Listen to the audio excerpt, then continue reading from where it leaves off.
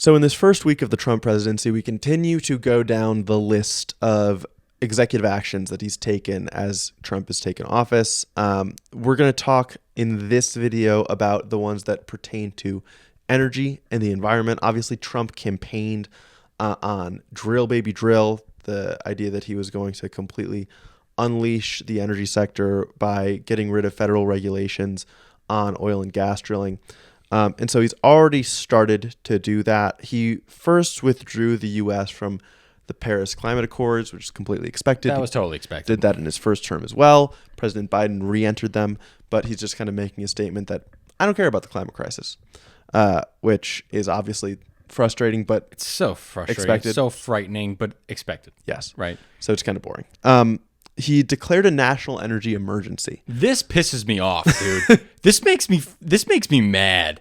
This makes me so mad. At Joe Biden, but also it makes me feel like nothing in the country matters right now, because Yes. it makes me feel like all the rules are just fake. Totally. Because we are not in an energy emergency. Oh my God. Gas prices are exactly where they were in like 2006. We're creating or exporting. Yes. Generating more energy. We're drilling more oil out of the ground than at any point in the United States history. Yes. We are exporting more oil than we are consuming. We are energy independent. We are the biggest energy producer in the world. And somehow now we have an energy emergency? Yeah. Get the fuck. Shut up, Yes. dude. No. Shut up. It's so bull. And so then it makes me mad at Joe Biden, because we actually do have a part of an energy emergency going on. We have climate change that requires us to transition off of fossil fuels within the next decade and a half or so. Yeah. And Joe Biden could have called an emergency for that Yeah. and done all these things. But no, he was too much of a little bitch baby. And so now we have a president who's not a bitch baby, who happens to believe that the climate crisis is fake and it's all bull, and it's a hoax from China, and now he's going to drill us into oblivion. Yeah. Absolutely. Yeah, sorry about that, guys. That wasn't really good news for anybody, but but that's it is the happening. truth. No, but I do want to point out that like people are probably grateful, and I know there are people on the left that wish that leaders on the left would give this little of a fuck. Yeah. And just declare emergencies Yes. for things so that they could actually get the things done that they wanted to, and hate. And I think this is part of your anger, is that the left is so constrained and worried about how they'll be viewed and overstepping of power. It's almost like they're Washington, worried about being the king. Yes. And not wanting to overstep too much, and Yes. never disobeying Congress when he's like the general in the revolution. But Trump is but I think people will like that Trump is going so far to get the things done that he wants to do, even if they don't agree with the outcomes. I think they're going to be like, oh, finally our government can fucking do something. It's as far as really his unfortunate methods. because this is the death of democracy, guys. And what I mean and what I mean by that is when people lose faith in Yes. the rules, and they lose faith in the rules, and they just say, and nothing's happening and nothing's changing when they want change. They're like, ugh, screw the rules. Give it all to one guy. Let him just run it. Let's see what happens. Totally. Let him just drill it out. Yes, the process just isn't working. So Yeah. let's fuck the process. And that is the death of democracy. We are so screwed. Please Yes. continue reading all the things that he's done for the environment. Totally. So national energy emergency. He's attempting to reverse President Biden's ban on offshore drilling that Biden made just at the very, very end that of was his lip term. service. That's whatever. Yes, that doesn't matter.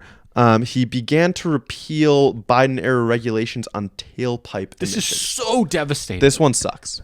Yes, Oh, we were this so one sucks. close. The Biden rules were directing American companies to have about half of the new cars they sold be EVs by 2031. That put us on a pretty good path. To be completely honest, it was still not a good enough path. No, we were the planet was still screwed. Yes. Well, we should be clear. I mean, we can like zoom out a little bit. Yeah, zoom out. We recently got news that we hit 1.5 degrees of warming this past year. Mm-hmm. So like we passed the Paris Climate Accord Yeah. limits. We are screwed. Yeah. There are levels to this, which is why it still matters how much we emit from Keeping here it on out. keeping it below 2 degrees, keeping it below 2.5 degrees. All Yes. that's important. All that matters. And that but, fight can never stop. Yes. But But we are we are in a deeper than 6 foot hole already with this thing. and repealing the Biden era regulations are going to dig us even further. Now, to be clear, he can't repeal them all right away. He has to go through a long process to repeal them. It's got to go through a whole rulemaking process with the Administrative Procedure Act. He got a lot of shit he's got to work through. Yeah. But this is the start. Yeah. And I mean, in the start is, I mean, this is what matters because it signals to car companies like, okay, change your strategy. Change your production. Go back plans. to gas cars. Yep. Go back. Exactly. Which is a shame because a lot of these manufacturing companies, these car companies, actually didn't want this to happen. Yes. A lot of the car companies were like, please, please, please, please don't do this. Please, please. Because they just invested so much capital into transitioning. Yes. Which, like, we need to transition, right? Yeah. Because China is going to only be producing electric cars. Europe is only going to be accepting electric cars. We can't be the only nation that's buying gas cars. That's not profitable for the U.S. company. That's not possible. We can't do that. Yeah. So just delaying this transition is actually going to end up killing our car companies in their entirety. Yeah. So it's really devastating for that. I'm hopeful that Ford, Stellantis, and GM are still able to recognize that. Yeah, and keep the transition going despite all this. I think they will be. EV demand is still growing, both in the U.S., even though it's slowed. The growth has slowed a little bit, and worldwide. So I think these companies know that. A very interesting rule that is immediately related to the tailpipe thing, and it's on your list. Yeah. is the Trump fight against California's own tailpipe regulations. Yes, he is trying to fight. I think California is the biggest state, but multiple state level regulations. Yes, and now that has legs because it is very, very. If the federal government has the regulatory authority over a certain thing, the state isn't allowed to then make that thing more strict in their area. So there is very high likelihood that the Trump administration is successful with that lawsuit. Okay. That is very, very likely. How long that takes and if that is able to change production with these car companies, I don't know. But, California also has an EV requirement, transition of 2035 or something, where all new cars have to be sold by 2035. Yes. If that holds, 20% of Americans live in California. Yes. These car companies aren't going to give up the entire California market. So some of those things still make me hopeful. New York, I think, has a EV rule coming. Yeah. Well, the fact that these rules go past the end of Trump's term in 2029, can keep some of them safer. That's true. That's a good point. Okay. Rolling back energy efficiency regulations for dishwashers, shower heads, and gas stoves. Mostly bull. Culture war thing. Restarting reviews of new export terminals for LNG, liquefied natural gas. This is iffy for me. Yeah, this is mixed. We talked initially about the Biden administration's pause of accepting these LNG terminals because, on the one hand, these terminals are built to be exported, and when you're exporting LNG, that can go to places like China or India, which otherwise burn a fuck ton of coal, and that pollutes more than LNG does. On the other hand, you're kind of locking in the infrastructure here for like 10, 15 years if of natural gas. If not more, like to make them profitable at all. And we already have a ton of LNG export capacity. So I think this is probably a bad idea. Yeah, I think on the whole it's a bad idea. I think it depends what happens with Europe and Russia.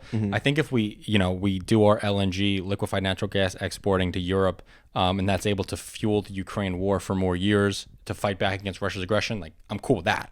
Sure. I think it depends. That one I'm iffy on. Yeah, definitely multiple angles of fallout. Okay. He is halting the leasing of federal waters for offshore wind farms, which I think is hilarious. That is so funny. Yeah. That is hilarious. I can't think of a stupider thing to do. Yeah. Like, that is so dumb. That is so brutally dumb. If we have an wait, two things can't be true at once. There can't be an energy emergency. And you're saying, nah, not that type of energy. Yes. You can't do that. There's no way you could do that, right? He's doing it only because he thinks wind turbines are ugly. And because he thinks they drive whales crazy. Oh my God. Maybe it drives him crazy and he's a whale. So, he can relate to them on that level. No, he's like, we have to stop. We have to stop, please. I can't sleep. No, but it's culture war bullshit. And it sucks because offshore wind is just one of the best avenues. It's one of the best best ways to do it. It's one of the best. So yeah, that sucks. obviously. It's so funny. Like, the way to talk about this. I know. We're like, oh man, the Earth's temperature is gonna get so hot, we're all gonna die, dude. That sucks. That fucking blows. And our president's doing the opposite. Way to talk about it. How else do we talk about it, right? We put out a video recently about, like, how we're gonna cover the Trump administration, and it's just like, it's so hard. Yeah, well, it's day two. It's just obviously bad, and there's nothing really. There's more no to say redeemable about it. Yes, that is what it is. Okay, and then this one also makes me really mad. Eliminate environmental justice programs across the government. That one I'm not really cared about. The last one. The last one. Review all federal regulations that impose a, quote, undue burden on the development or use of a variety of energy sources, particularly coal, oil, natural gas, nuclear power, hydropower, and biofuels. Where's wind and solar? Where are the two fastest energy sources growing in the United States right now? Yeah. They are the two fastest growing energy sources are wind and solar in the United States. What is going on? The one thing that I want to posit as something that could be good news is that generally the regulations that restrict the development of all of these sources are the exact same ones that restrict wind and solar. So it might have the trickle down effect of allowing the development of wind and solar. Do you think that he's not literally going to write except for wind and solar on the bottom? Like, I think that's going to happen. Like, I think he's literally going to be like, yeah, this applies to all energy sources as of now, blah, blah, blah, blah, except wind and solar. They still have, they can go fuck themselves. I don't think so. Okay. I hope not. I don't think so. But that is Trump's record on the environment. Yeah. Just getting rid of all protections we got. Yes. I do expect we are going to be exporting so much oil and gas, dude. So much oil and gas. A crazy amount of oil and gas. And that's going to be good for a lot of the oligarchs who make their money off oil and gas. Well, sure, it is, but on the other hand, like, you've talked about this before, like, at some point, free market dynamics are the ones that are going to rule this. I mean, and not even at some point. Like, oil, even after Joe Biden recently announced really strict new sanctions on Russian oil exports, oil struggles to surpass $80 a barrel right now. That is a fairly low price for oil. What I want to piggyback off of this is a point of the Trump administration that's at odds with the oil industry at large. The oil industry doesn't want to overflow the market with oil, right? Trump wants to. Trump wants to drill, baby, drill. Squirt that oil everywhere. The oil companies do not, because they don't want to plummet their price of oil. Sure, and Trump can't force the companies to do that. No, Trump can't force the companies to do that. Imagine if we get, oh my God, imagine if our first, like, state-owned corporation in the economy is to drill oil. Oh God, that would suck. Oh my God. The one thing I will say, like, to counter that point though, is if energy demand increases as much as projections have it increasing because of new data centers, then these companies will be really licking their chops. Yeah, that's possible too, man. That's possible too. It's really, really sad. I saw the news today. There was a nuclear reactor that's opening up for the first time in a long time, and all of it is just going to run a data center. Yep. Why can't you get it to run a hospital or something? Like, why can't hospitals aren't as rich as Microsoft? I don't think. I know that, but just fucking distribute the money to better resources. I'm so tired of it. Incredible. That was such a good segment. Incredible segment. That was a really, really, so fun. Yeah, that was.